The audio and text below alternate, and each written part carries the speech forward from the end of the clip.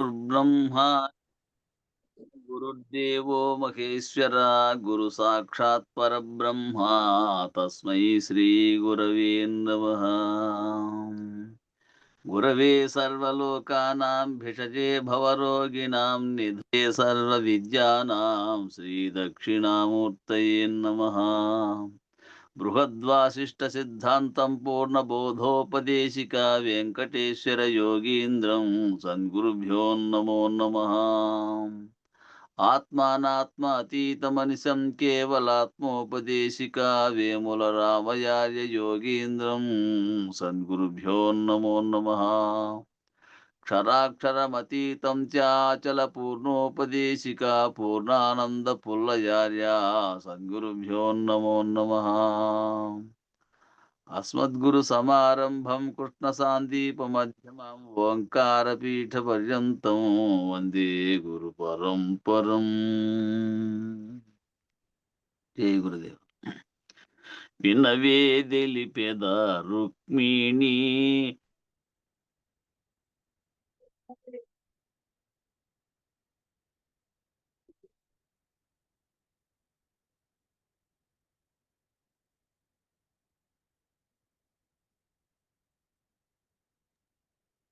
వినపల్లే స్వామి, వినపడలే, voice break అయింది.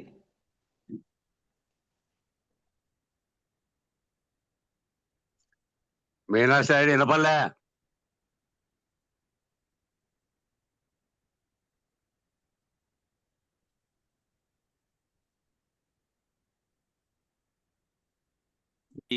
ఎందు ఉదయించేనో పంచభూతములు వినపల్లే. ఇవాళ దాకా వినపడలేదు కానీ మొదటి నుంచి చెప్పు మళ్ళా. మొదటి నుంచి చెప్పు. వినవే తెలిపెద రుక్మిణి మద్గురు బోధ సద్గుణవాణిని. వినవి తెలిపెద వివరము కని మనమునను గల కోర్కెదీరగా ఘనుడగు సాందీప గురుని తెగనిన పూర్ణ భావమిప్పుడు. వినవే తెలిపెద రుక్మిణి మద్గురు బోధ గణవే సద్గుణవాణిని. ఎంచాయి ఆత్మయందు ఉదయించేనో పంచభూతము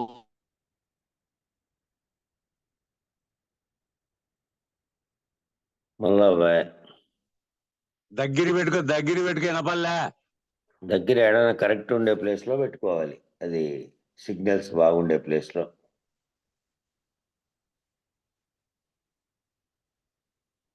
మీనా సైడ్ వినపల్లే ఉరివే.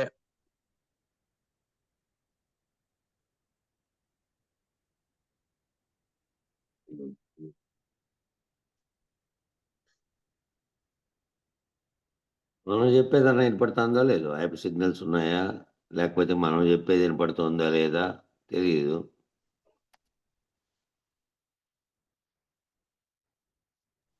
యాప్ చెప్పేది మనకి ఎప్పుడు వినపడలేదు, మనం చెప్పేది కూడా యాప్ వినపడదు. కట్ అయిపోయింది, ఇప్పుడు మొత్తమే లేదు.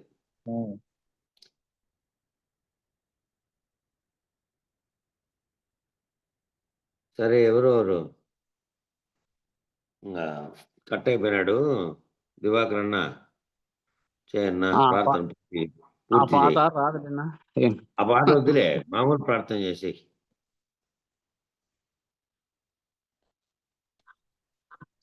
మామూలుగా ఏదో ఒకటి చెప్పి మేల్కొల్పో, ఏదో ఒకటి చెప్పి అంతే. పరంపర ధ్యానం చేసి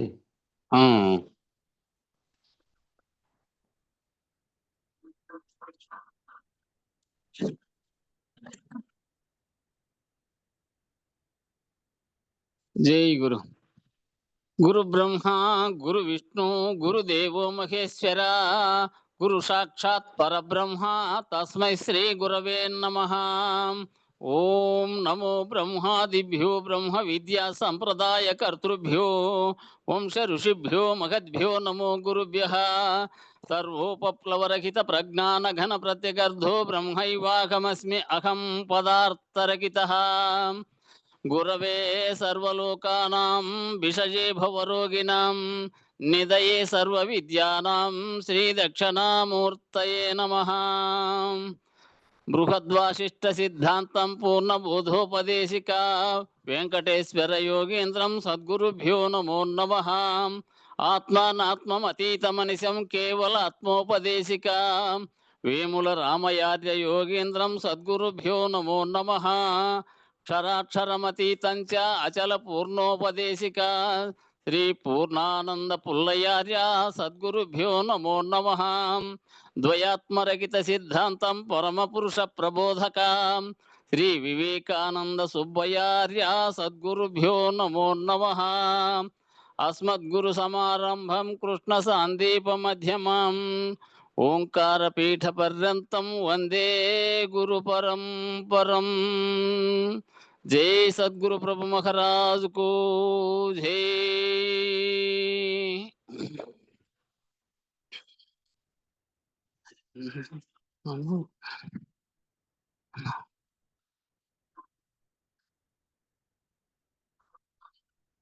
కందార్థం చెప్పి జరుగుతుంది.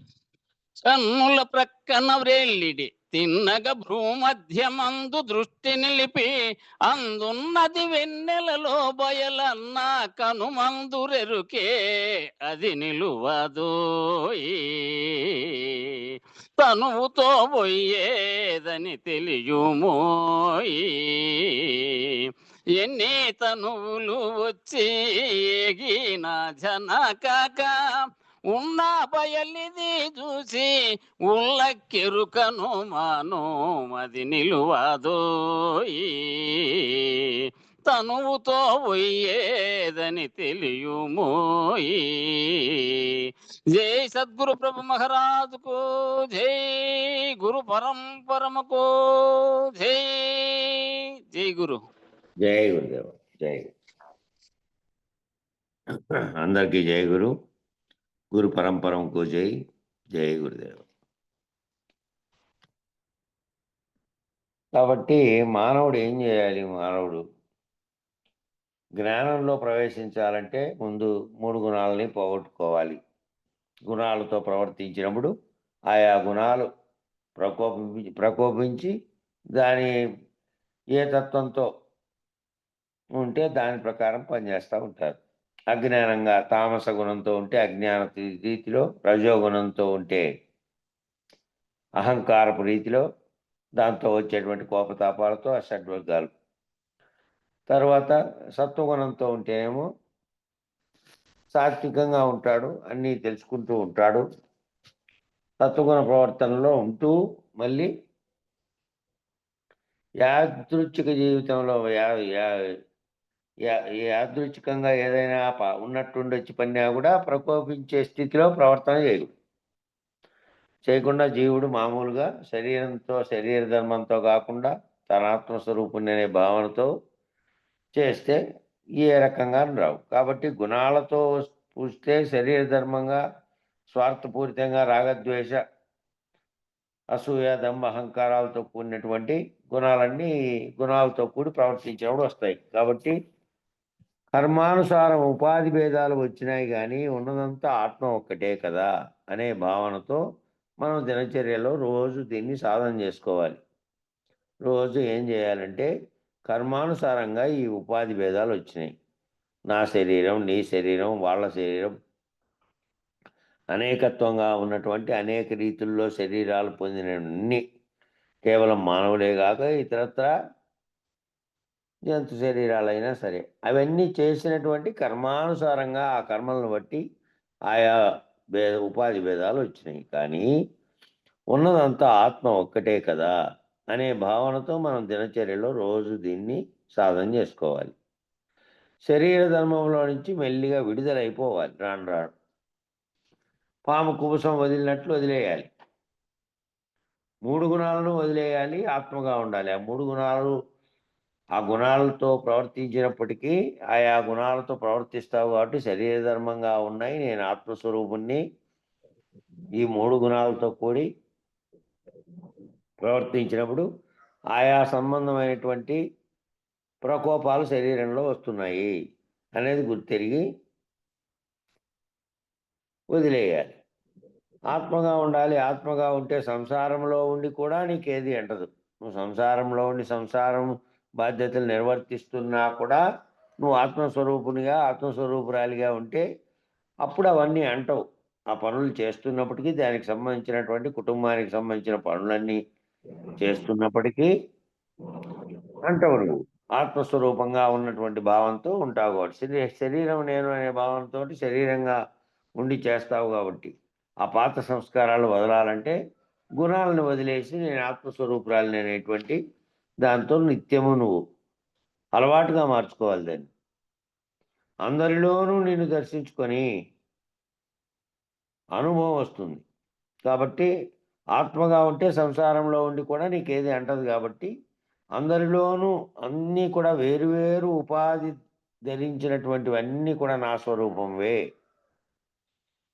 నాలాగే వాళ్ళకి ఆత్మ చైతన్యం ఉన్నది. గుణాలతో శరీర ధర్మంగా ప్రకోపించి వేరు విధాలుగా ప్రవర్తిస్తున్నాడు. నాతో ఉన్నటువంటి బంధాల వల్ల, నాతో ఉన్నటువంటి వ్యతిరేక భావాలు ఏంటంటే దానివల్లనైనా ఆ ఉండడానికి కారణమైనది ఏంటంటే ఉపాధి భేదాన్ని గమనించలేక శరీరమే నేననే భావనతో ప్రవర్తించినందువల్ల వస్తున్నటువంటి చిక్కులు ఇవన్నీ అని భావించి అట్లా ఉంటే అప్పుడు నీకేమవుతుంది? అందరిలోనూ నిన్ను దర్శించుకొని ఆ దర్శించుకునే అనుభవం వస్తుంది. అప్పుడు వేరుగా వీళ్ళు వేరు వాళ్ళు వేరనే భావన రాను రాను క్రమంగా తగ్గిపోతుంది. జగత్తంతా ఒక్కటే, ఒకే చైతన్యం ఉంది. అంతా ఆత్మ చైతన్యంగా ఉన్నటువంటి వాళ్ళే. కాబట్టి సంసారము, సమాజము, బంధుమిత్రు, శత్రువులు అది ఎప్పుడూ ఒక తీరుగానే ఉంటుంది. సమాజం ఉంది నీ చుట్టుపక్కల, నీ కుటుంబం ఉంది, మళ్ళీ అనేక కుటుంబాలు ఉన్నాయి, బంధువర్గ కుటుంబాలు ఉన్నాయి, ఇవన్నీ ఉన్నాయి సార్. అవన్నీ ఉన్నప్పటికీ బంధువులు, మిత్రులు, శత్రువులు అన్నీ ఉన్నా కూడా ఒకే తీరుగా వాళ్ళు ఉంటారు. కాబట్టి దాన్ని మీరు వినియోగించుకునే విధానంలో రజోగుణ తమోగుణంలో ఉంటేనేమో ఆ విధమైన బాధలు వస్తాయి. అహంకారం ఉంటుంది, రాగద్వేష ఈర్ష్య అసూయలు ఉంటాయి రజోగుణంలో తమోగుణంలో. ఈ రెండు గుణాలతో ఉంటేనేమో శరీరపరంగా మీరు శరీరము నేను అనే పద్ధతిలో కనుక గుణాలతో కూడి వ్యవహరిస్తే మళ్ళా వాళ్ళతో కూడా అనేక చిక్కులు కూడా వస్తాయి. పాత సంస్కారాలు పోగొట్టుకోవాలి, కొత్తవి రాకూడదు అని కదా గురుబోధలో చెప్తున్నటువంటి గురువుగారు చెప్తున్నది ఏమిటి? పాత సంస్కారాలు రద్దు చేసుకోండి, కొత్తవి మళ్ళీ తయారు చేసుకోకండి. శరీరం నేననే భావనతో కాకుండా ఆత్మస్వరూపురాలిని శరీర ధర్మంగా నేను ఇంట్లో ఏం చేయాలో అవన్నీ చేయాలి. ఇంట్లో కానీ బాహ్యంగా కానీ చేయాలి. బాహ్యంగా ఎవరితోనైనా ప్రవర్తించినప్పుడు రజోగుణ తమోగుణంతో ప్రవర్తించరాదు. అట్లా ప్రవర్తించినప్పుడు శరీర ధర్మంగా ప్రవర్తించినట్టయితే అది కొత్త కర్మలకు ఆస్కారం ఏర్పడుతుంది కాబట్టి ఆ విధంగా ప్రవర్తించరాదు. దానివల్ల నువ్వు సుఖంగా ఉండవు, ఇతరులను సుఖపడనివ్వవు. అట్టగానే ప్రవర్తిస్తే ఏమవుతుందంటే నువ్వు సుఖంగా ఉండవు, ఇతరులను కూడా సుఖంగా ఉండనివ్వవు. అదే బుద్ధి పరిధిలో సత్వ సంబంధంగా ఉన్నామనుకో, బుద్ధి పరిధిలో ఉండి ఎప్పుడు కూడా బుద్ధితో విశ్లేషణ చేసుకొని ఒక నిమిషం ఆలోచన చేసుకొని ఏదైనా మాట్లాడేటప్పుడు కానీ వ్యవహారం చేసేటప్పుడు కానీ బాహ్య ప్రపంచంతోనూ ఇంట్లో ఉండే వాళ్ళతో కూడా చేసేటప్పుడు బుద్ధి పరిధిలో ఉండాలి అంటే బుద్ధి ఏం చేస్తుంది?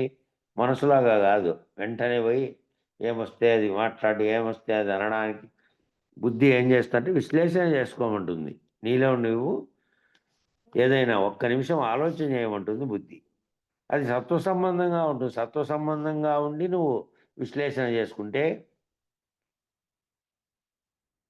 ప్రవర్తించేటప్పుడే కనపడతానే రూపాన్ని చూసి ప్రవర్తన. మామూలుగా చాలా మందికి ఏంటంటే వాళ్ళ మీద శత్రుత్వం అనే భావన ఉన్నప్పుడు ఏమవుతుందంటే బయటికి పోయి చూస్తానే వాళ్ళు ఏం మాట్లాడుతున్నారు చెప్తున్నారనే దాన్ని కాకుండా వాళ్ళ రూపం, వాళ్ళ పేరు, ఆ రెండింటి పట్ల ఎప్పుడో ద్వేషం ఏర్పడిపోయి ఉంటుంది.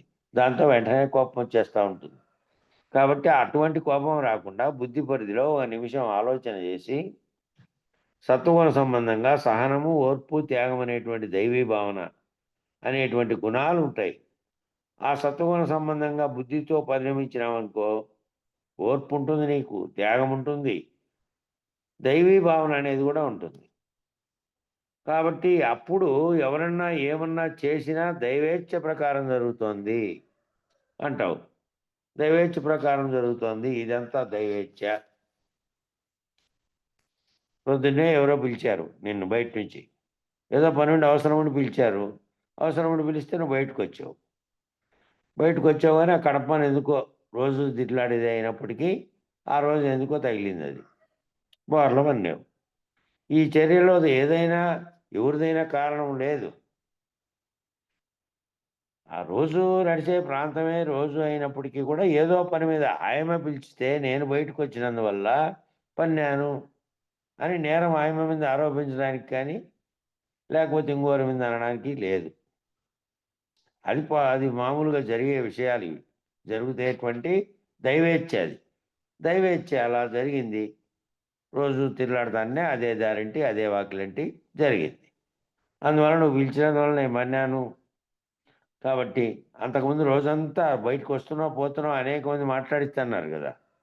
కాబట్టి ఏదైనా జరిగినప్పుడు దైవేచ్ఛ ఇది దైవేచ్ఛ ప్రకారం జరుగుతోంది అనుకోవాలి.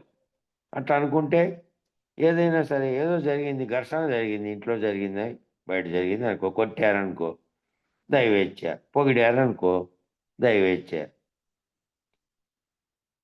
ఆ పొగిడినప్పుడు పొంగిపోవడం, తిట్టినప్పుడు కుంగిపోవడం, మళ్ళీ లోపలంతా రగిలిపోవడం, అది ఊరికే ఉండనిది, ఇంక నిద్ర పట్టనీయకుండా రగిలింపజేసి నీలో ఉన్నటువంటి విచక్షణను కూడా పోగొట్టి వికృతంగా మారుస్తుంది అది. కాబట్టి ముందు బుద్ధి పరిధిలో విశ్లేషణ చేసుకొని మాట్లాడే విధంగా, బుద్ధి పరిధిలో విశ్లేషణ చేసుకొని ఇతరులతో వ్యవహారం చేసే విధంగా ఉండాలి. మనసు పరిధిలో కాకుండా బుద్ధి పరిధిలో విశ్లేషణ చేసుకుంటే అన్నీ కూడా జరిగే చర్యలన్నీ దైవేచ్ఛ ప్రకారం జరుగుతున్నాయి. కాబట్టి నా ఇచ్చ ప్రకారం అని కాకుండా జరిగింది నా ఇచ్చ ప్రకారం నేను పోదామనుకుంటే ఇంకో రకము, నేను ఒకటి తెలిస్తే దైవం ఒకటి తలచాయని అనుకుంటా అంటారే, అట్లా ఆ పద్ధతిలో. ప్రకృతిలో ఏమేమో నువ్వు అనుకున్నదట్టుగా జరగదు. ఒక్కోసారి అనుకూలంగా జరుగుతుంది, ఒకసారి వ్యతిరేకంగా జరుగుతుంది. కాబట్టి ఏదైనా పొగిడినా తిట్టినా కొట్టినా ఇట్లాంటివి జరిగినప్పుడు దైవేచ్ఛ ప్రకారం జరిగినాయని దైవానికి అర్పణ చేస్తే నువ్వు కర్తవు కాదు, భోక్తవు కాదు. నువ్వు అప్పుడు ఆనందం, ప్రశాంతం, దైవానందాన్ని అనుభవిస్తావు. శరీరంలో ప్రకోపం జరిగి ఇంక కుమిలిపోయి కుంగిపోయి కోపతాపాలతో ప్రజ్వరిల్లాల్సిన పని లేదు. ఆ పని లేకుండా నువ్వు తటస్థ స్థితిలో ఉంటావు, ఆనందంగా ఉంటావు, ప్రశాంతంగా ఉంటావు, దైవానందాన్ని అనుభవిస్తావు. కనుక ముందు ఈ 3 గుణాల నుంచి మీరు అయినప్పుడు శరీర ధర్మంగా నేను ఆత్మననే భావంతో మీరున్నప్పుడు బాబాను ప్రేమించిన వాళ్ళు అవుతారంటే గురువుని ప్రేమించిన వాళ్ళు అవుతారు. ఏ విధంగా ఉంటేను అంటే 3 గుణాలతో శరీరంతో తాదాత్మ్యం చెందకుండా నేను ఆత్మస్వరూపురాలని, శరీర ధర్మం శరీరం చేస్తోంది అంతే తప్ప ఏ రకమైనటువంటి ద్వేష భావాలు లేదంటే తీవ్రమైన ప్రేమ భావాలు ఇవన్నీ ఏమి లేవు. దైవీ భావనతో ఉన్నా, నేను ఆత్మననే స్వరూపంతో ఉన్నా. ఆ సర్వులు, జగత్తులో ఉన్న సర్వులు అందరూ కూడా సమానత్వ స్థితిలో ఉన్నారు. కాబట్టి నాకంటే అన్యంగా ఎవరూ లేరు. అందరిలో కూడా ప్రతిబింబమే నాదే ఉంది. నేను అద్దం మీద చూసుకుంటే ఏదైతే కనపడుతుందో అది బాహ్యంగా కనపడుతున్నటువంటి నా రూపం అద్దంలో ప్రతిబింబిస్తున్నది. బాహ్యంగా జగత్తులో ఉండే వ్యక్తులను చూస్తే నా ప్రతిబింబమే వేరు రూపంలో ఉండొచ్చు, కానీ నా ఆత్మస్వరూపం అయితే ఒక్కటే. కాబట్టి ఆత్మస్వరూపులు వాళ్ళంతా నాలాంటి వాళ్ళే, నాకు అన్యంగా ఉన్నవాళ్ళు కాదు. అది నేనే, ఇది నేనే అనేటువంటి స్థితిలో ఉంటే నేను ఆత్మననే భావంతో ఉన్నప్పుడు గురువును, భావాను అందరినీ ప్రేమించిన వాళ్ళు అవుతారు. ఆ ప్రేమ అనే దాన్ని మరి ప్రేమించడం అంటే అంత తేలికైనా ఆ వాక్యానికి ఎంత సాధన చేయాలి? ఆ సాధన చేయాలంటే నువ్వు సొంతంగా చేసుకోలేవు కదా. కాబట్టి ఆ వాక్యానికి ఎంత సాధన చేయాలి? అది సాధన చేయాలంటే నువ్వు సొంతంగా చేసుకోలేవు కదా. గురు సహాయం కావాలి కదా. గురువు సహాయం ఉంది.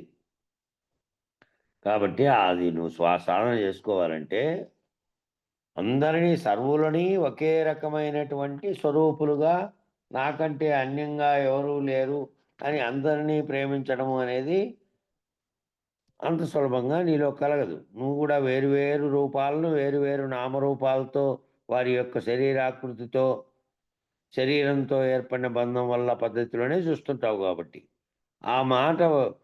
ఆ పద్ధతి వదిలేసి ఆత్మస్వరూపురాలిగా, ఆత్మస్వరూపునిగా చూడమంటున్నారు. అట్లా చూసినప్పుడు అందరూ కూడా ఒక్కటిగా ఉంటుంది కాబట్టి అందరూ ఒక్కటే, నాకంటే అన్యంగా ఎవరు లేరు. కాబట్టి అది సాధన చేయాలి అంటే ఏ పద్ధతిలో చేయాలంటే, నువ్వు ముందు ఆత్మస్వరూపురాలిగా, ఆత్మస్వరూపునిగా వింటున్న వాళ్ళంతా గురుపాదాన్ని ఎవరైతే పట్టారో వాళ్ళంతా గురు సహాయం తీసుకొని, ఆ గురువు సహాయంగా నువ్వు సొంతంగా చెందలేకపోయినప్పటికీ నువ్వు దేహభావన నుంచి మెల్లిగా విడుదలై ఆ గురువు సహాయం చేత నువ్వు పొందుతావు. ఆత్మస్వరూపురాలిగా స్థిరపడతా వస్తావు. ఒక్క రోజులో కాదు అది. తల్లి సహాయంలోనేగా పిల్లలు మాటలు నేర్చుకొని, నడక నేర్చుకొని పిల్లలు అడుగుతున్నారా? ఆ పద లక్షణాలు, కదలికలు, ఆ స్వరాన్ని బట్టి మాటలు నేర్పుతున్నారు. ఆ స్వరంలో నీ స్వరం కలుపుతున్నారు. కలిపి అమ్మ అని అనిపిస్తున్నావు అని వాళ్ళు అడిగారా? అట్లా మాటలు నేర్పుతున్నావు. మరి అన్నీ కూడా నీ అంతకు నువ్వే నేర్పుతున్నావు కదా తల్లిగా. వాళ్ళు నాకు మాటలు నేర్పి, నాకు నడక నేర్పి, నాకని వాళ్ళు ఏం అడగలే. వాళ్ళకి అడిగేటువంటి శక్తి ఏమీ రాలే, మాటలు రాలే, అడిగేది లేదు. చూసి నవ్వడం, తల్లి అయితే నవ్వడం, తల్లి కనపడకపోతే ఏడవడం, ఈ రెండే తెలుసు అవి చిన్నపిల్లలు, చంటి పిల్లలకు. అట్లాంటి పిల్లలకి ఏం చేస్తున్నారు? నడక నేర్పుతున్నావు. నడక తర్వాత మాటలు, ఇట్లను నాయనా, అదిగో తాత, ఇదిగో అమ్మ, ఇదిగో నాన్న, ఈ పదాలన్నీ అడక్కపోయినప్పటికీ నేర్పిస్తున్నావు కదా. ఎందుకంటే తెలుసుకొని ఆ మాటలు మాట్లాడాలని. ఆ పదలక్షణాలు, కదలికలు, మళ్ళా స్వరాన్ని బట్టి మాటలు, ఆ గొంతును బట్టి వాడు కనుక్కుంటాడు కొన్నాళ్ళు పోయిన తర్వాత. ఆ పిల్లోడు ఊరికే గొంతు ఎక్కడో వినపడినా కూడా లోపల ఇంట్లో మా తల్లి ఎక్కడో ఉంది, గొంతు అయితే వినపడుతోంది అని ఏడ్చేవాడు కూడా ఊరికే అవుతాడు గొంతును బట్టి. ఆ స్వరంలో నీ స్వరం కలుపుతున్నాడు, కలిపి అమ్మ అని అనిపిస్తున్నావు ఆ పిల్లలతో. అట్లా మాటలు నేర్పుతున్నావు. మరి ఆ స్వరాన్ని నువ్వు గుర్తిస్తేనే కదా నువ్వు మాటలు నేర్పగలుగుతోంది. ఆ స్వరాన్ని గుర్తించి నువ్వు మాటలు నేర్పగలుగుతున్నావు. అతను అడక్కపోయినా కూడా నేర్పుతున్నావు. ఆ జ్ఞానం నీకు ఆల్రెడీ ఉంది. మాటలు మాట్లాడే జ్ఞానం, ఆ పిల్లోనికి అవన్నీ నేర్పగలిగినటువంటి జ్ఞానం నీకుంది. తండ్రికి ఉండదు. ఎందుచేత అంటే తండ్రి ఏమి తన కడుపులో పెట్టుకొని కానీ ఆ పిల్లోని ప్రతి కదలిక గమనించలే. తల్లి కొన్ని రోజుల పాటు ఇంకా వేరే పనే ఉండకుండా బాలింతగా ఉన్నప్పుడు వేరే పనులు చేయలేని అశక్తతగా ఉండడమే కాక శక్తి ఉన్నప్పటికీ చేయకుండా ముందు కేటాయించాల్సి వస్తుంది. కాబట్టి పిల్లోని పట్ల ప్రతి కదలిక తల్లికి తెలుసు, కానీ ప్రతి కదలిక తండ్రికి తెలియదు, తండ్రికి ఉండదు. ఆ జ్ఞానంతో మాటలు నేర్పుతున్నావు. మరి నడక కూడా నేర్పుతున్నావు. ప్రయత్నం చేస్తుంటే ఏదో ఒక వస్తువుల సహాయకారాన్ని ఇచ్చి నడక నేర్పుతున్నావు. ఒక గోడ పట్టుకోమనో, లేకపోతే కుర్చీ పట్టుకోమనో, స్టూల్ పట్టుకోమనో, ఆ వస్తువు ఆధారంగా వాని నడక నేర్పుతున్నావు. ఇన్ని నేర్పుతూ ఉంటే తల్లి సహాయంతోనే మాటలు నేర్చుకొని నడక నడిచి బయట తిరిగేటట్టు చేసావు. తల్లి సహాయం పడకుండా ఇవన్నీ కావు. కాబట్టి తల్లి సహాయం చేయందే లేనే లేదు. అది ఆ పిల్లోడు నడిచేది, బయటికి పోయేది ఏంది లేదు. అందులో పిల్లల్లో కూడా 3 రకాలు ఉంటారు. వాళ్ళల్లో కూడా మళ్ళీ 3 రకాలు ఉన్నారు. మందమా, మధ్యమా, ఉత్తమని. చురుకైన వాళ్ళు, సంవత్సరం లోపలే నడక మాటలు నేర్చుకోగలిగే వాళ్ళు కొందరైతే, మందస్థితిలో ఉండి 2 ఏళ్ళకి నేర్చుకునే వాళ్ళు అయితే, ఇంకా మందంగా ఉంటే 2 సంవత్సరాలు దాటిపోతుంది కూడా. ఇవన్నీ వాళ్ళలో ఉండే చురుకుతనాన్ని బట్టి నువ్వు నేర్పినప్పుడు వాళ్ళు నేర్చుకునేది ఉంటుంది. ఇప్పుడు అదే పద్ధతిలో పైన చెప్పినటువంటి పద్ధతిలో ఆ గురు సహాయం వల్ల తల్లి ఏ విధంగా ఆ పిల్లోనికి సహాయపడిందో ఇక్కడ సాధకునికి ఎవరు సహాయపడతాడు? ఈ సాధకుడుగా ఉండి వేదాంత బోధలేకి వచ్చినవానికి ఆ తల్లి ఆ విధంగా ఎట్లా నేర్పిందో అందుకనే మొదటి గురువు అన్నారు తల్లిని. ఆ విధంగా ఎట్లా నేర్పిందో అట్లా గురువు ఇక్కడ నీకు సహాయపడాలి. నీ సాధనలో నువ్వు సాధకుడుగా అయిపోయిన తర్వాత సాధకుడి నుంచి మళ్ళా శిష్యుడుగా, మళ్ళా ఉత్తమ శిష్యుడుగా అయిపోయి గురువులో లీనమయ్యే స్థితికి రావాలి. నీకంటే అన్యంగా ప్రపంచంలో ఏమీ లేదు. ఆఖరుకు నువ్వు కూడా లేనటువంటి స్థితిలోకి పోయేదంతా బోధలో. కాబట్టి ఈ క్రమంగా సాధకుల్లో కూడా మందమ, మధ్యమ, తీక్షణని 3 రకాల సాధకులు ఉంటారు. ఈ సాధకుల్లో కూడా ఈ శిష్యులుగా చేరినటువంటి వాళ్ళలో కూడా వేగంగా గుర్తించగలిగిన వాళ్ళు, వేగంగా తెలుసుకోగలిగిన వాళ్ళు, నిదానంగా ఒక్కటొక్కటి చెప్పుకుంటూ వస్తే తప్ప తెలుసుకోలేని వాళ్ళు, ఇంకా టైం దాన్ని బట్టి వాళ్ళ యొక్క చురుకుదనాన్ని బట్టి టైం పడుతుంది, ఎన్ని రోజులు ఎంతకాలం అనేది. కాబట్టి 3 రకాల సాధకులు ఉంటారు. తీక్షణ అనేటువంటిది సాధకుడు వెంటనే గురువుని పట్టుకుంటాడు. వానికి తీక్షణ ఉంటే లోపల వెంటనే గురువుని పట్టుకొని ఆ గురువుని ఇంక నిద్రపోనివ్వడంట. తాను గమ్యం చేరేదాకా, తాను గమ్యం చేరే వరకు ఆ గురువుని నిద్రపోనీయడంట. ఎందుకంటే తనకు వచ్చే సందేహాలన్నీ ఆ గురువుతో వెంటనే ఎప్పటికప్పుడు తీర్చుకోవాలి. ఎప్పుడు ఎదురైతాడు, లేకపోతే మాట్లాడాను. ఇప్పుడంటే ఫోన్లు ఉన్నాయనుకో, పూర్వకాలం ఏంది, సందేహం ఒకటి వస్తే ఇంకంతే తెల్లారుజామునైనా నడుచుకుంటూ వెళ్ళిపోయి వెంటనే ఆ సందేహం అడిగేవాళ్ళు.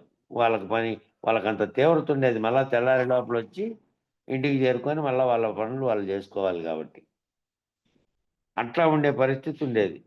గమ్యం చేరేదాకా నిద్రపోనివ్వకుండా తాను గమ్యం చేరే వరకు ఉంటాడంటే అటువంటి వాడు తీక్షణ ఉండేవాడు. ఈ మధ్యమ వాళ్ళు చెబుతుంటే వింటూ ఉంటారు. కానీ ఈ మందమ స్థాయిలో, మధ్య స్థాయిలో ఉండే వాళ్ళైతే చెబుతా అంటే వింటా అంటారు, కానీ దాన్ని ఆచరణలోకి తీసుకొని ఆచరిద్దాము అనుకుంటూ ఉంటారు. కానీ ఆ సమయానికి ఏదో ఒకటి వస్తుంది వాళ్ళకి ఆ సమయానికి ఎన్నో సమస్య వచ్చింటుంది. ఆ వచ్చి దాన్ని ఆచరించడం లేకపోయినారు, ఆ విన్నది అమల్లో చేయలేకపోయినారు. దాంతో లాగబడిపోతూ ఉంటారు. ఎటు లాగితే అటు పోవడమే. మేము గురువు దగ్గరికి వెళ్తున్నాం అంటారు తప్ప మేము వింటున్నాం. కానీ ఆయన చెప్పింది అర్థమవుతుంది, కానీ మరో 10 మందికి చెప్పగలుగుతున్నారు. కొంతమంది ఏమో చెప్పగలుగుతున్నారు, కొంతమంది ఏమో ఆ సమయానికి ఎటో లాగకపోయి ఆ సమయానికి వాళ్ళ పనుల మీద పడి వాళ్ళ స్థితిలో దాని ముడిత పోలేకపోతున్నారు. మరి కొంతమంది ఇట్లుంటే, కొంతమంది ఏమో గురువు వెంబడించి ఆ తీక్షణతో తాము తెలుసుకొని మళ్ళీ గురువు ఎట్లా చెప్తే అట్లా చెప్పగలిగే స్థితికి ఏమో కొంతమంది వస్తున్నారు. మరి సాధనానుభవం ఉందంటావా? సాధన వల్ల సాధనలో వచ్చినటువంటి అనుభవం ఉందంటావా? ఉన్నప్పుడు కదా నీకు గురువు సహాయం అందివచ్చు. నీకుంటే కదా ఆ విధంగా సాధన వల్ల వచ్చినటువంటి నేర్చుకున్నటువంటి దాన్ని నువ్వు ఆచరిస్తే కదా అనుభవం వచ్చేది. సాధనలో తెలుసుకుంటున్నటువంటివన్నీ నువ్వు అనుభవిస్తున్నటువంటి స్థితిలోకి స్వయంగా నువ్వు అనుభవం రావాలి. నీకు వస్తే తప్ప అట్లా వచ్చినావు అనుకో, అట్లా వచ్చే స్థితి ఉందనుకో, నీకు ఉన్నప్పుడు నీకు తప్పకుండా గురువు సహాయం అందివ్వచ్చు. సహాయం అందిస్తే అందివ్వచ్చు. సహాయం అందినటువంటి నీవు గురువును వెంబడించాలి. అట్లా సహాయం అందినటువంటి నీవు గురువును వెంబడించడం అంటే గురువాక్యం వెనకాల గురువు ఏం మాట్లాడుతున్నాడు దాని వెనకాల ఫాలో అయిపోయి దాన్ని సులభంగా నీకు అర్థం కాకపోతే మళ్ళీ అడిగి దాని యొక్క వివరాన్ని తెలుసుకొని దాన్ని ప్రతిష్ఠించుకునేటట్లు ఉండాలి. అది నిలిచిపోవాలి లోపల. ఒక్కొక్క వాక్యం ఏం చెప్పాడో ఆయన నిలిచిపోయి ఆ వాక్యానికి అనుగుణంగా నీ ప్రవర్తన కూడా మారిపోవాలి. అంతకుముందు ఉన్నటువంటి స్థితిని దాటుకుంటూ వెళ్ళాలి నువ్వు. అది ఉపయోగం. సాధనానుభవం అంటే అది. సాధన చేసినటువంటి తెలుసుకున్నటువంటి అంశాన్ని నువ్వు ఆచరించడం. అట్లా సహాయం అందినటువంటి నీవు గురువును వెంబడించాలంటే నిజానికి ఎంత గురువు కూడా మీ యొక్క సంస్కారాలన్నీ కూడా చూసుకుంటాడు. చూసుకొని ఎట్లా నడపాలో, ఏ వ్యక్తికి ఏ రకమైన సంస్కారం ఉందో అందరికీ ఒక రకంగా చేయడు. ఆ గురువు కూడా అందరికీ ఒకే రకంగా చేయడు. ఆ వ్యక్తులను గమనిస్తే ఆ వ్యక్తులకు ఏమేమి సంస్కారాలు ఉన్నాయి, ఏ విధంగా వాళ్ళు ప్రవర్తిస్తున్నారు అనేది అంచనా వేయగలడు గురువు. గురువుకు తెలిసిపోతుంది. మాట్లాడే విధానం, వ్యవహరించే విధానం, ఇతరులతో ప్రవర్తించే విధానం, దీన్ని బట్టి ఈ శిష్యునికి ఎటువంటి సంస్కారం ఉంది, ఇతనికి ఏ స్థాయిలో చెబితే ఇది అర్థమయ్యి అతను మార్చుకుంటాడు, మారిపోతాడు అనేది గురువుకు తెలుసు. కాబట్టి ఏ వ్యక్తికి ఏ రకమైన సంస్కారం ఉందో అందరికీ ఆ రకంగా చేయడు. ఆ విధంగా మిమ్మల్ని శరీర ధర్మం నుంచి ముందు వేరు చేస్తాడు. వాళ్ళని బట్టి వారి వారి ప్రవర్తన తీరులను బట్టి ఏం చెప్పాలో ఎట్లా చెప్పాలో చెప్పి వేరు చేస్తాడు. వేరు చేసి ఎప్పుడు వేరు చేస్తాడంటే పిల్లాడిలాగా మీరున్నప్పుడు, మీరు పిల్లోడిలాగా ఆ గురువు ఏం చెప్తే, ఆ తల్లి ఏం చెప్తే పిల్లోడు అట్లా చేశాడా, అట్లా చేస్తే, లేదంటే అహం అనేటువంటిది లేకుండా ఉంటే, మీకు అహం అనేది ఆల్రెడీ ఏర్పడిపోయిందనుకో, ఇక నేను గురువు ఏం చేయగలడు? నువ్వు ఏం చేయాలంటే నువ్వు సర్వస్వ శరణాగతిలాగా తల్లి ఏం చెప్తే ఆ పిల్లోడు ఎట్లా చేశాడో అదేవిధంగా నువ్వు కూడా గురువుని ఆశ్రయించినప్పుడు గురువు చెప్పింది వినేటట్టు ఉండాలి. నీ అహంకారము, నీ పేరు, నీకున్నటువంటి ప్రఖ్యాతులు, అవన్నీ నీ వ్యక్తిగతం. తీసుకుపోయి గురువు దగ్గర పెట్టకూడదు అవన్నీ. ఆ వ్యవహారాలన్నీ నీ వరకే పరిమితమై ఉండాలి. నీ హోదా లేకపోతే నీకున్నటువంటి ధనమో లేకపోతే నీకున్నటువంటి ఇతర మనుషులు, పనివాళ్ళు ఏదన్నా ఉండని, నువ్వు ఎంత గొప్ప స్థాయిలో అన్నా ఉండని, శిష్యుడుగా అక్కడ చేరిన తర్వాత అహం అనేటువంటి స్ఫురణే లేకూడదు. ఉండకుండా ఆ పిల్లోడు ఏ విధంగా వింటాడో అట్లా పిల్లాడిలాగా ఉంటే నీకు అన్నీ చెప్పగలుగుతాడు. కాబట్టి నువ్వు సర్వస్వ శరణాగతి రీతిలో పోవాలి. కానీ అక్కడ పోయి మళ్ళీ నీకున్నటువంటి నీ అజ్ఞానాన్ని తొలగించుకునే పోవాలి. ఇంకా అది బలపడేటట్టు కాదు పోవాల్సింది. సర్వార్పణ అవ్వాలి. అట్లున్నప్పుడే అట్లా ఉన్నప్పుడే కదా నువ్వు సంకన వేసుకొని ఎన్ని మైళ్ళన్నా నువ్వు తీసుకెళ్తావు. ఆ పిల్లోడు సన్న పిల్లోడిలాగా ఉంటేనేమో సంకన వేసుకొని ఆ అమ్మ ఎన్ని మైళ్ళన్నా తీసుకెళ్తుంది తల్లి, ఎక్కడికి పోతా అంటే అక్కడికి. అట్లా లేకుండా ఉంటే ఎట్లా తీసుకెళ్ళగలుగుతుంది? అట్లే నువ్వు కూడా అంతే. 1 సంవత్సరం పిల్లాన్ని సంకన వేసుకొని నడుస్తూ తీసుకెళ్ళగలుగుతావా? వాడు ఆ పక్కలో కూర్చోడు, జారిపోతూ ఉంటాడు. ఆ పిల్లోడు 1 సంవత్సరం కొంతకాలం అయిందనుకో, ముందేమో పొత్తిళ్ళలో ఉన్నప్పుడేమో ఒక చోట పడుకోబెడితే ఇంకేం లేదు, వానికి రాదు కాబట్టి దొగ్గేయడం రాదు, లేదంటే నిలబడడం రాదు, నడవడం లేదు కాబట్టి పడుకోబెడితే ఆ ఉయ్యాల్లోనో ఏంట్లోనో అట్లే ఉన్నాడు. ఇక కొంచెం కదలికలు వచ్చిన తర్వాత సంవత్సరం పిల్లోడు వయసులో ఉన్నాడనుకో, ఉంటాడా? నీ పక్కన కట్టేసుకొని ఎమ్మడి తీసుకుపోతేనే నానా ఇబ్బంది పెడతాడు, జారిపోతూ ఉంటాడు. అట్లా ఉంటారు. చంటి పిల్లాడిలాగా ఉంటే ఎంత దూరమైనా తీసుకెళ్ళగలరు, కానీ జారిపోతూ ఉంటే మళ్ళీ గురువు తీసుకుంటూ పైకి తీసుకుంటూ ఉండాలి. తల్లి కదా తీసుకొని మళ్ళీ వానికి వచ్చే వరకు చేసినట్టు. అట్లా సర్వార్పణ అవ్వాలంటే గురువుకి అట్లా సర్వార్పణ అయితే మీరు గురువుకు అట్లా అయినప్పుడు మిమ్మల్ని గమ్యం చేర్చడం తేలిక. నువ్వు సర్వార్పణ పద్ధతిలో పోతే గమ్యం చేర్చడం తేలిక. పిల్లాడిని తీసుకెళ్ళినా నీకేం ఇబ్బంది లేకుండా ఉంది. ఇవన్నీ మీలో మీరు పరీక్షించుకోవాలి. నేను ఏ పద్ధతిలో ఉన్నా గురువు దగ్గర అనేది మీలో మీరు పరీక్షించుకోవాలి. ఈ పిల్లోనిలాగా అన్నీ చెప్పినవన్నీ వినుకుంటూ దాన్ని ఫాలో అవుతున్నానా, పల్లాపులు జారిపోతూ ఉన్నానా ఇందులో నుంచి పక్కకు అనేది కూడా గుర్తించుకోవాలి మీరు. కాబట్టి పసిపిల్లాడిలాగా ఉన్నానా గురువు పట్ల, నేను ఏ విధంగా ఉన్నా, నా ప్రవర్తన ఏ విధంగా ఉంది అనేది వాళ్ళు ప్రశ్నించుకోవాలి ఎవరికి వారు. ఉన్నప్పుడే కదా మనల్ని కడతేర్చగలిగేది. మనల్ని కడతేర్చాలి అంటే ఈ పద్ధతిలో ఉంటే కదా. మనం ఈ పద్ధతిలో నీకు ఆల్రెడీ వచ్చిన పద్ధతులు కొన్ని ఉంటాయి, దాంట్లో నేను ఫిక్స్ అయిపోతానంటే గురువు ఏమీ చేయలేడు. కాబట్టి సర్వస్వ శరణాగతి స్థితిలో నీ పాత సంస్కారాలు రద్దు చేసుకుంటూ గురువాక్యం పట్ల పోతూ గురువాక్యాన్ని అర్థం చేసుకొని మళ్ళా నీలో అమలు చేసే స్థితిలోకి రావాలి, ఆ విధంగా ప్రవర్తించే స్థితిలోకి రావాలి. కాబట్టి గురువుకు సర్వార్పణ అంటే ఏమిటంటే, బాబాకి సర్వార్పణ అంటే అట్లా అయిపోవాలి. అంత తేలిగ్గా నువ్వు మళ్ళీ నేననేటువంటిది ఏమీ లేదు. ఏ రకమైన అహంభావము లేకుండా గురువుకి చిన్నపిల్లోడు ఏ విధంగా అట్లా పోయినాడో ఆ స్థితిలో నువ్వు తెలుసుకుంటూ రావాలి. నిన్ను పైకి తెచ్చే బాధ్యత తీసుకుంటాడు గురువు.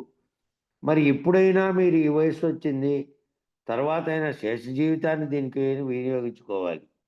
మీరు ఇంత వయసు వచ్చిన చిన్నపిల్లలు ఏం కాదు, పెద్దోళ్ళు అయినారు, అంత వ్యవహారం కుటుంబం సర్వంలో నడిపినటువంటి స్థితిలో ఉన్నారు. ఇంత వయసు వచ్చింది కదా, ఈ మిగిలిన జీవితాన్ని అంతటినీ అయినా కనీసము ఈ పద్ధతిలో మనం జీవిద్దాము. మిగిలిన జీవితంలో అయినా నేను ఆత్మస్వరూపం నేను ఒక్కటి అనుకోవాలి. రెండవది గురువాక్యం ఏం చెప్పాడో దాన్ని కేవలం వినడం వరకే కాదు, నేను ఆచరించే స్థితిలో నేను రోజువారీ నా జీవితంలో నేను ఆత్మస్వరూప భావనలో ఉండి శరీర ధర్మమై కర్మలన్నీ చేయండి. ఏం చెప్తున్నాడు గురువు? మీరు స్వరూప భావనలో ఉండండి. ఉంటూ శరీర ధర్మమైనటువంటి ఏం చేయాలో ఆ కర్మలన్నీ చేయండి. మళ్ళీ అవన్నీ వదిలేసి కాదు. కుటుంబంలోనే, వ్యవస్థలోనే, సమాజంలోనే, ప్రకృతిలోనే అన్నిట్లోనూ మీరు ఉంటున్నారు. అన్నిట్లో ఉండి వ్యవహరిస్తూ ఉన్నారు కదా మీరు. అన్నిట్లో ఉండి ఆత్మస్వరూప భావనలో ఉండి భావనలో మాత్రం ఆత్మస్వరూపంగా ఉండి శరీరం ఏం పనులు చేయాలో ఆ పనులు చేస్తూ ఉంటే అంటకుండా ఉంటారు మీరు. దాని జరిగే పరిణామం కానీ దాంట్లో వచ్చేటువంటి కర్మల వల్ల కానీ ఏవి అంటని స్థితిలో ఉంటారు. నువ్వు కర్తృత్వం వహించలేదు కాబట్టి, కర్తృత్వ రహితంగా నువ్వు చేస్తున్నావు కాబట్టి, నేను ఆత్మస్వరూపుననే భావనతో చేస్తున్నావు. శరీర ధర్మంగా నిర్వర్తించాల్సినవన్నీ నిర్వర్తిస్తూ ఉంటే శరీర ధర్మమై చేసిన కర్మలన్నీ చేసినప్పటికీ ఇప్పుడు చేయాలంటే మీలో పరిణామం రాదు. ఇప్పుడు ఏ సమస్యలు ఉంటాయి? సమస్యలు వచ్చినప్పుడే కదా మీకు పరిణామం వచ్చేది. ఏ పరిణామం ఉన్నా రావాలంటే సమస్యలు ఉండే విధంగా చేసి, ఇప్పుడు సమస్యలు రావు. సమస్యలు వస్తే కదా మళ్ళీ దాని గురించిన పరిణామం జరిగేది. నువ్వు ధర్మంగా నువ్వు ఏది శరీర ధర్మంగా చేయాల్సినవి నిర్వర్తిస్తూ భావనలో ఆత్మపరంగా ఉంటే ఇక ఈ పరిణామం ఏర్పడడం, ఆ పరిణామం వల్ల నువ్వు ప్రవర్తించడం, వేరువేరుగా ఉండడం అనేది రాదు. సమస్యలు రావు. సమస్యలు వస్తే కదా, వచ్చినప్పుడే కదా మీకు పరిణామం వచ్చేది. కాబట్టి ఇప్పుడైనటువంటి పరిస్థితులను బట్టి చక్కగా మీరు స్వరూప జ్ఞానంలో జీవించడం అలవాటు చేసుకోండి. కాబట్టి ఈ పరిస్థితులను బట్టి ఇప్పుడంతా దీంట్లో వివరించిన పరిస్థితులను బట్టి ఆత్మస్వరూపులుగా ఉంటూ శరీర ధర్మాలైనటువంటి పనులను నిర్వర్తిస్తూ స్వరూప జ్ఞానంలో, అంటే నీ స్వరూపం ఏమిటి అనే జ్ఞానం ఎప్పుడూ మనసులో మెదులుతూ ఉండాలి. నా స్వరూపం ఆత్మస్వరూపంగా ఉంది. నాకంటే అన్యంగా ఉన్నటువంటివి కనపడుతున్న శరీరాలన్నీ కూడా ఆత్మస్వరూపమైనటువంటి శరీరాలు. వేరు ఉపాధులు ధరించినప్పటికీ చైతన్యపరంగా ఒక్కటిగా ఉన్నాయి అనేది మనసులో ఎప్పుడూ ఉండాలి.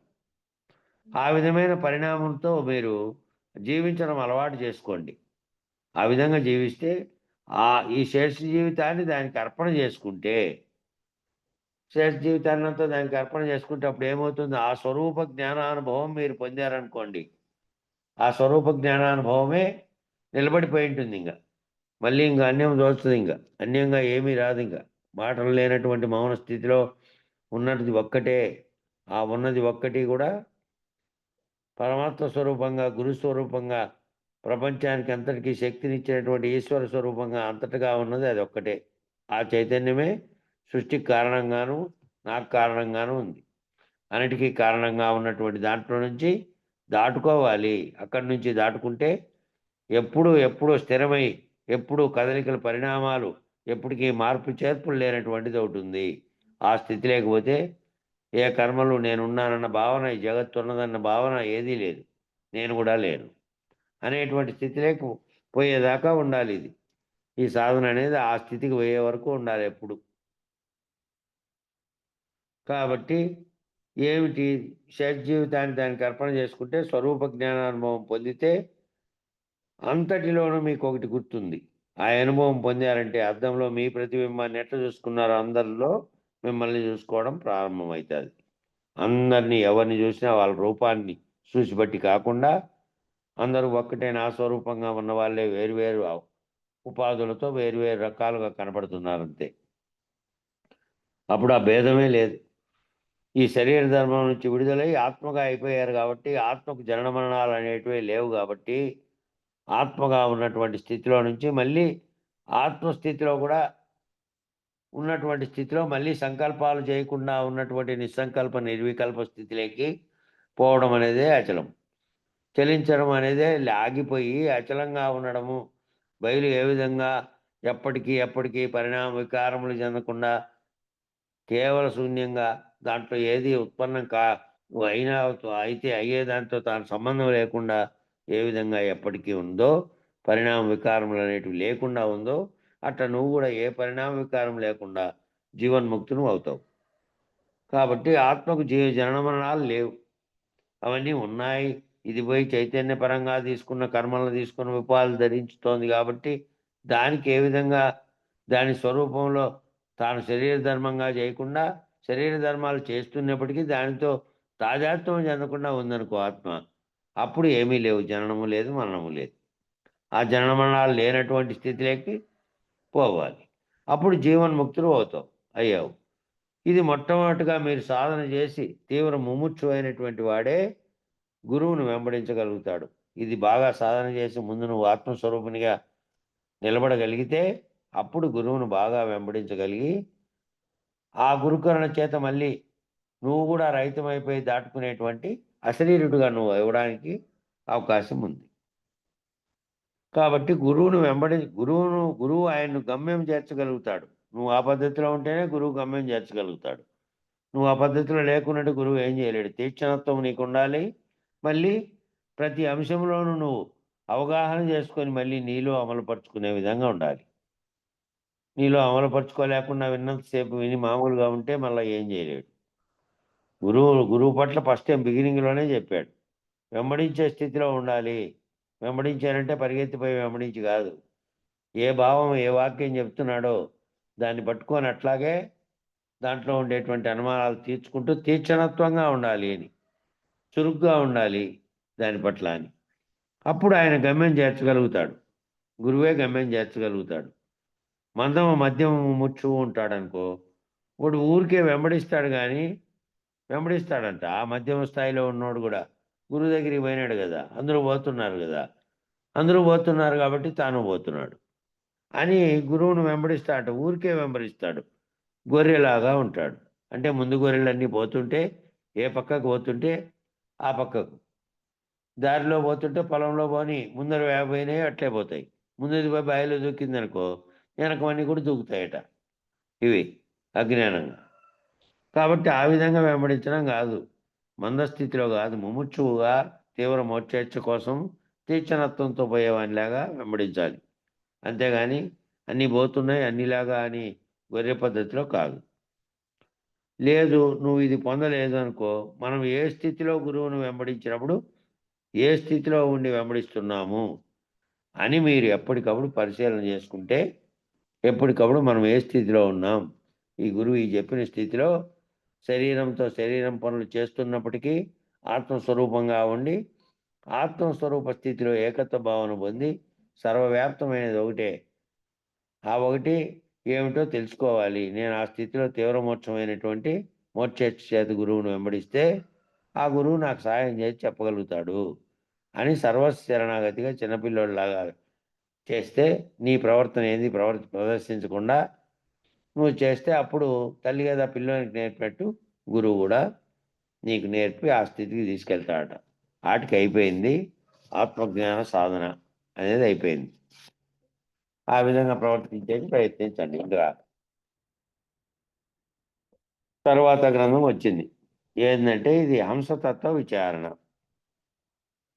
హంసతత్వము అంటే ఏమిటంటే మనం ఊపిరి పీల్చుకుంటున్నటువంటి సోహం ప్రాణవాయువుతో అది లోపల పోయి ఏమేమి చర్యలు ఎక్కడెక్కడ జరుగుతున్నాయి అనే దాని యొక్క మొత్తం అంతా వివరణ వచ్చింది. దీన్ని బ్రహ్మశ్రీ వీరమహేశ్వర పరిణమ నాగలింగయ్య దేవర వారు రచించారట. ఎప్పుడో ఎన్నేళ్ళైందో తెలియదు.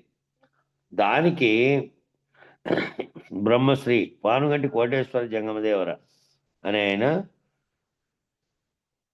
కందార్థల పద్ధతిలో రాశారట దీన్నంతటిని. అవేవో మనకు దొరకలేదు. ఆ దాన్నే వివరంగా వచనముగా రాసిన వారు ఎవరంటే మన విజ్ఞాన స్వరూప్ కోసూరు మురళీకృష్ణారావు. ఇంతకుముందు మనకి ఇదంతా వివరించిన ఆత్మజ్ఞాన బోధ ఆత్మజ్ఞాన సాధన ఆ గురువు గారి శిష్యుడైన కోసూరు మురళీకృష్ణారావు విజ్ఞాన స్వరూప్.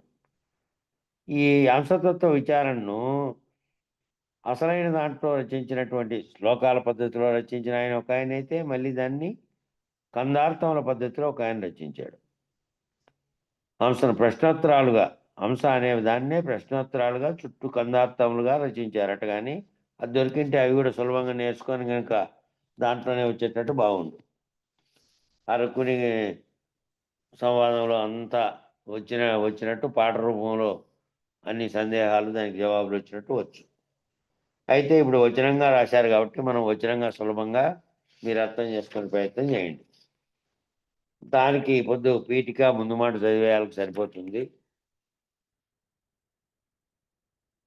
కాబట్టి దాంతో మొదలు పెడదాం. ముందు రాసినటువంటి పీఠిక చదువుదాం. హంసతత్వ కందార్థ ధరువులు అని తారక సాంఖ్య అమనస్క విధానం విషయము అనేటువంటి గ్రంథం రాశారట బ్రహ్మశ్రీ ముడుపు సుబ్బయాచార్య దేశికేంద్రుల వారి పేశిష్యులైనటువంటి బ్రహ్మశ్రీ వీరమహేశ్వర పరిణం నాగలింగయ్య దేవర వారు రచించారట. వాళ్ళు ఎప్పుడు రచించారో అదేమీ లేదు కానీ రచించారు. హంసను ప్రశ్నోత్తరములుగా బ్రహ్మశ్రీ పానుగంటి కోటీశ్వర జంగమ దేవర వారిచే రచింపబడింది. పానుగంటి వంశానికి చెందినటువంటి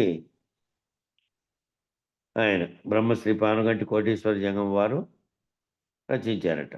ఇది హంసతత్వ విచారణ అనే దాన్ని కందార్థాల రూపంలో గుడివాడ హృషికేశాశ్రమ పీఠాధ్యక్షులైనటువంటి బ్రహ్మశ్రీ కొల్లికోట ఆచార్యుల వారిచే ముద్రించబడింది.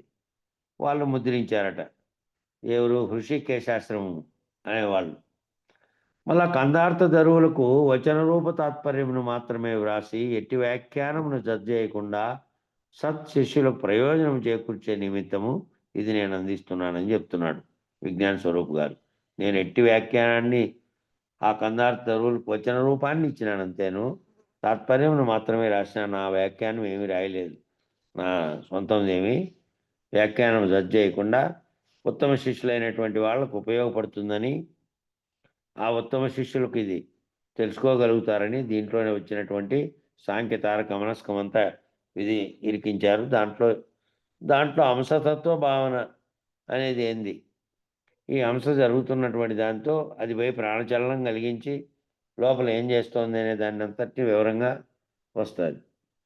అయితే ఈ శిష్యులకు ఉత్తమ శిష్యులకు ప్రయోజనం చేసే కోసం ఇది వచనంగా రాసి అందిస్తున్నాను నేను అంటున్నాడు.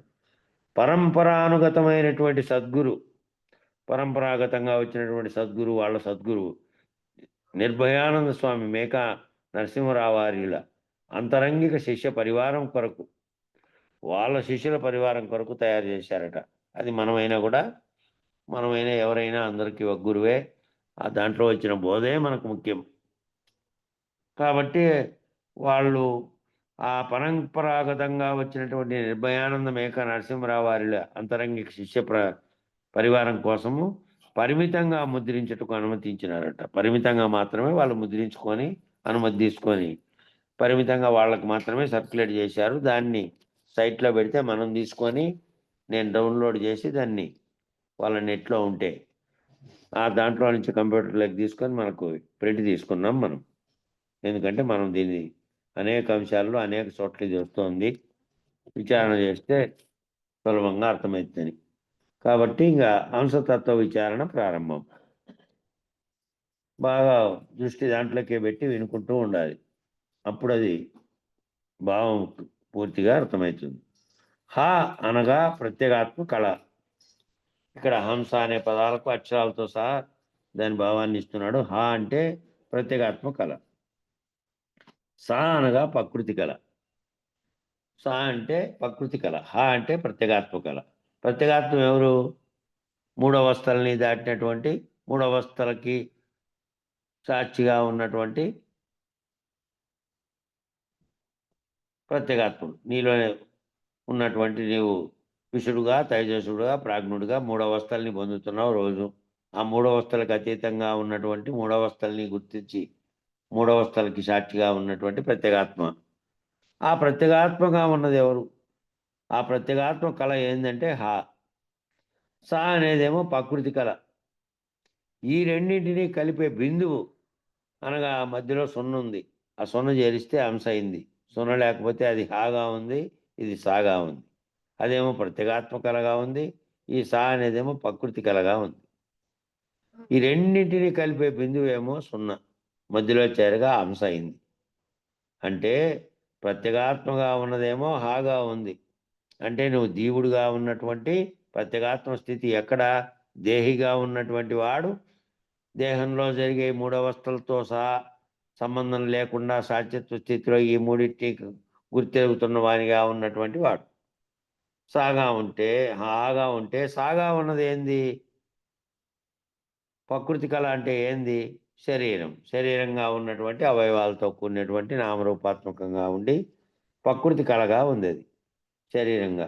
ఈ రెండింటినీ కలిపినటువంటి ఆ హాను ఈ సాను కలిపినది ఏంటంటే రెండింటినీ కలిపే బిందువు సున్నగా మధ్యలో వచ్చి చేరింది.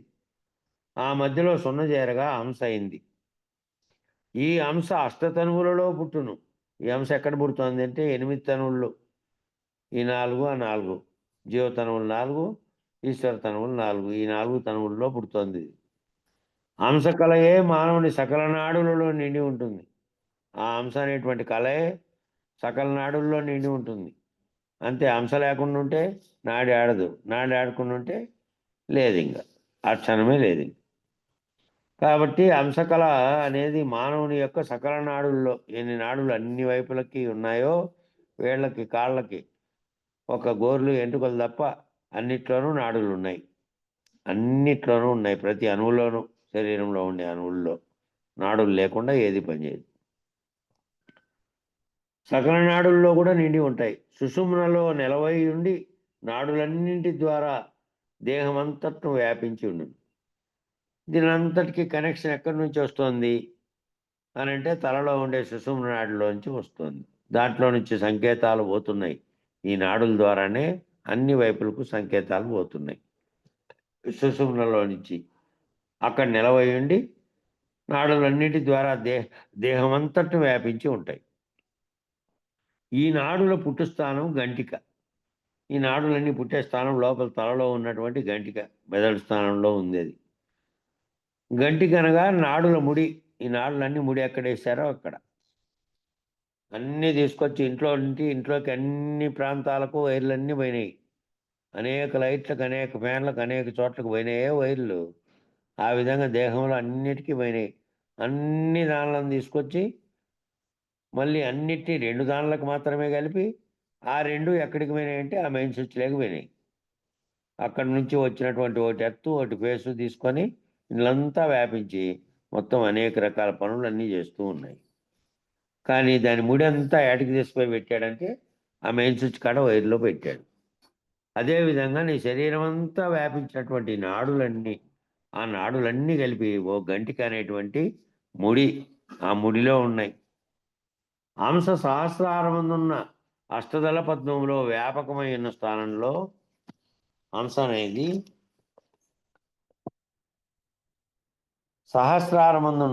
సహస్రారములో ఉన్నటువంటి తలలోని అన్నిటికంటే పై భాగంలో ఉన్నటువంటి దాంట్లో ఉన్నటువంటి అష్టదళ పద్మం అనేది ఏదైతే ఉందో ఆ 8 దళాలతో కూడినటువంటి పద్మంలో వ్యాపకమైన స్థానంలో కదలిక నిశ్చలమై ఉన్నది.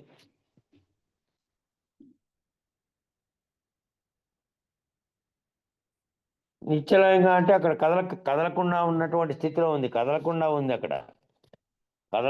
కదలిక ప్రారంభమైన తర్వాతనే అన్ని జీవనాడులతో సహా సర్వం కదలకుండా ఉన్నటువంటి స్థితిలో అంశ సహస్రారం ఉండే అష్టదళ పద్మంలో వ్యాపకమైన స్థానంలో కదలకుండా నిశ్చలమైంది. పద్మంలోని తూర్పు ఈశాన్య దళముల నుండి హంస ఆజ్ఞాచక్రం వద్దకు ఆజ్ఞలను పంపుతూ ఉంటుంది. ఆ హంస అనేది దానికి చేరిన తర్వాత అది తూర్పు ఈశాన్య దళములు అనేటివి. ఈ దళములు 8 వైపులకి 8 ఉన్నాయి. 8 దిక్కుల లాగా అనుకోండి.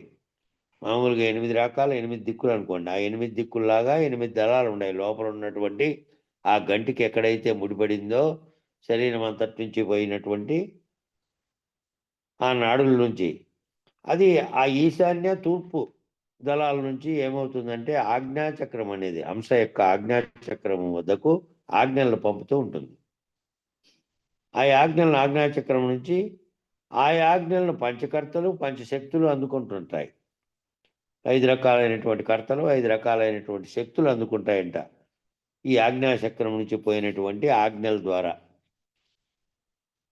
ఇక దాని కింద చెప్తున్నాడు చతురక్షరీ మంత్రము నారాయణలో రకారమును, పంచాక్షరీ మంత్రము నమశివాయలో మకారమును కలిసి రమ అయింది. చతురాక్షరి మంత్రమైనటువంటి నారాయణలోనేమో రా అనేది నారాయణ అనేటువంటి రకారము దాంట్లోది. పంచాక్షరి మంత్రమైనటువంటి నమశివాయ అనే దాంట్లో ఉండేటువంటి మకారం రెండోది. నా అయిపోయి నుంచి మా, అది కూడా రెండోదే. నా అయిపోయి నుంచి రా నారాయణ. ఇక్కడేమో నమశివాయ అంటే నా అయిపోతానే మా. ఈ రెండు కలిపి రమ అయింది. ఇది మంత్రం కాలేదు. ఈ రమ అనే 2 అక్షరాలు మంత్రం కాదు. అంశయందు గల బిందువే దీర్ఘముగా మారి రకారమును మకారమును కలిపి రామ అయింది. ఆ రకారం అంశలో ఉండేటువంటి దాంట్లో చెప్పినటువంటి దాంట్లో ఏం చెప్పారు? చతురక్షరి మంత్రమైనటువంటి నారాయణలో 2వ అక్షరమైన రాను, నమశివాయలో 2వ అక్షరమైన మాను కలిపి రమైంది. ఆ దానికి దీర్ఘ బిందువు అనేటువంటి ఆ బిందువే దీర్ఘముగా మారి రాకు రాగా మారింది. మకారం కలిపి రామ అయ్యను. ఇప్పుడు అది రామ అనేది మంత్రమైంది. అంశయందు కూడా రామ అంటే మళ్ళీ ఈ రాముడు పేరు పెట్టారే ఈ రాముడు అనుకోకండి. రామ అంటే రమించేది, నిరంతరము ఏదైతే దాంట్లో రమిస్తూ ఉంటుందో, ఏదైతే నిరంతరము దేని చేత ప్రేరేపించబడి ప్రవర్తిస్తుందో దాన్ని అన్నారు. మొదట కలిగినటువంటి రామ అనే శబ్దానికి అర్థం. దానికి ఏం చేశారంటే డు అనే ప్రత్యయాన్ని కలిపి రాముడు అని పేరు పెట్టారు దశరథికి పుట్టిన తర్వాత. కాబట్టి ఈ రామ అనే మంత్రానికి సంబంధించిన అంశం అంతకుముందే ఉంది, రాముడు పుట్టకముందే. కాబట్టి ఇప్పుడు అది రామ అనే మంత్రం అయింది. అంశయందు 0 మరియు రామయందు రా ఒక్కటే. ఇది ప్రకృతి పురుష సంబంధమైనది. ఈ ప్రకృతి పురుష సంబంధమైనది ఏ విధంగా అనేది తెలుపుతున్నాడు. ఒకటేమో శరీరపరంగా ఉంటే, ఒకటేమో నిరంతరం రమించేటువంటి దీనికి దేహిగా ఒకటి, దేహంగా ఒకటి ఉంది. ఈ రెండు కూడా ఈ పదంలోనే, ఈ అక్షరంలోనే, దీంట్లోనే ఉన్నాయి. ఈ రామమంత్రమును పార్వతీదేవి, దేవతలు, యక్షులు, వాగులు, నాగులు మొదలగు వారు జపించుతున్నారని శాస్త్రాల్లో రాశారు. అయితే హంస కమలమందే ఎందుకున్నదనగా, ఆ హంస అనేది కమలంలోనే ఎందుకుంది? బ్రహ్మకు ఆసనము కమలము మరియు వాహనముగా హంస కనుక ఆ బ్రహ్మస్థానం 7వ లోకము అనగా సత్యలోకము మరియు సహస్రార స్థానం. మనం ఆ 7వ లోకాన్ని ఎక్కడ పోల్చుకోవాలి? 7వ లోకం అంటే ఎక్కడో చోట ఉన్నదని కాదు. ఆ లోకం ఎక్కడా లేదు, ఇక్కడే సహస్రారమే. అది బ్రహ్మకు ఆసనంగా ఉన్నటువంటి కమలం మరియు వాహనం హంస అయితే, ఆ బ్రహ్మస్థానము అనేది 7వ లోకం అంటే సత్యలోకం. అది ఎక్కడుందంటే సహస్రారం. ఆ సహస్రారంలో ఉండే 7వ చక్రం అదేనంట, ఆ బ్రహ్మలోకం అనే స్థానం. ఈ సహస్రారమందు నిలవైనటువంటి హంస పేరే అచల హంస.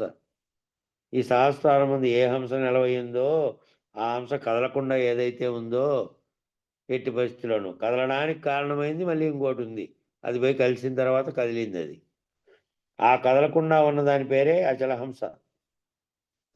గంటిక వద్ద ఉన్నటువంటి హంస పేరు కలహంస. గంటిక అనే చోట ఒకటేమో ఉంది హంస, అదేమో కలహంస. అది కలగజేసేటువంటి జీవహంసగా మారుతుంది. మళ్ళా అదే కదలిక కలిగించింది. అచల హంసగా ఉన్నదేమో కదలకుండా ఉంది. కదలకుండా సహస్రారంలో అచల హంసగా ఉన్నదాన్ని ఈ గంటిక వద్ద ఉన్నటువంటి కలహంసపై ఆగ్నేయమందున్న హంస పేరేమో జీవహంస. ఆ రెండింటివి కలిసిన తర్వాత వచ్చినటువంటిది ఏ భావం అయితే వచ్చిందో, ఏ ప్రాణం అయితే దాంతో కలవడం వల్ల కదిలిందో, నీలో కదలికి రావడానికి కారణమైందో అది జీవహంస. ఇంకా ఆ పేరాకాటికి నిలబెడదాం, టైం దాటింది. అక్కడి నుంచి మళ్ళీ మొదలుపెట్టుకుందాం రేపు. ఈరోజు ప్రారంభం చేసాం ప్రస్తావనలాగా. ఇప్పుడు చెప్పిన దాన్ని మళ్ళీ ఒకసారి గుర్తుపెట్టుకోండి. ఒకటేమో అచలాంశగా ఉంది, అది కదలిక లేకుండా ఉంది. ఏ గంటిక వద్ద అయితే ఇవన్నీపై ముడి ఏర్పడిందో ఆ ముడి వద్ద ఉన్న దాంట్లో ఈ అంశ పోయి చేరితే దాంట్లో కదలిక కలిగిన తర్వాత ఏర్పడుతున్నదే జీవహంసగా ఉంది అని చెప్పారు. మంగళం చెప్పన్నా. ఇంకా స్థిరమగు మీ పదవిని చెప్పండి. కానీ చెప్పురా. చెప్పు చెప్పు.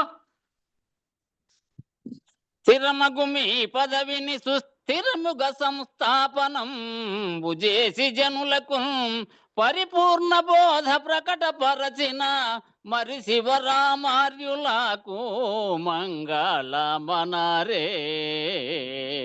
ఆర్యులకిప్పుడు మంగళమనరే. పొంగుచు సిద్ధాంత పూర్ణులయ్యెరుకాను భంగపరచిన గురు పారంపర్యులకు మంగళమనరే. తత్పీఠమునకు మంగళమనరే. నిరతము జగములు మీరియు మరుపును ఎరుకయును లేక మాయయు లేక పరిపూర్ణులైనట్టి గురునకు మరి మరి విశ్రాంతి జంద మంగళమనరే. నిత్యము శుభ మంగళమనరే. అంగాలింగములకు అతీత మగు మాయా సంగారహిత గురు సభకు అధ్యక్షులకు మంగళమనరే. నిత్యము శుభ మంగళమనరే.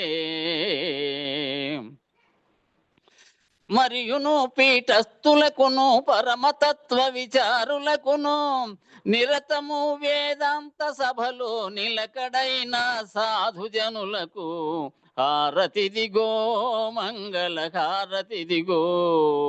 సద్గురుమూర్తుల హారతిదిగో మంగళ హారతిదిగో. మంగళం గురుదేవాయ మహనీయ గుణాత్మనే సర్వలోక శరణ్యాయ సాధురూపాయ మంగళం. జై సద్గురు ప్రభు మహారాజుకు జై. శ్రీ పూర్ణానంద పుల్లయార్య సద్గురు ప్రభు మహారాజుకు జై. శ్రీ వివేకానంద బండారు సుబ్బయార్య సద్గురు ప్రభు మహారాజుకు జై. గురు పరంపరముకు జై. గురు భక్త మండలికి జై. జై గురు.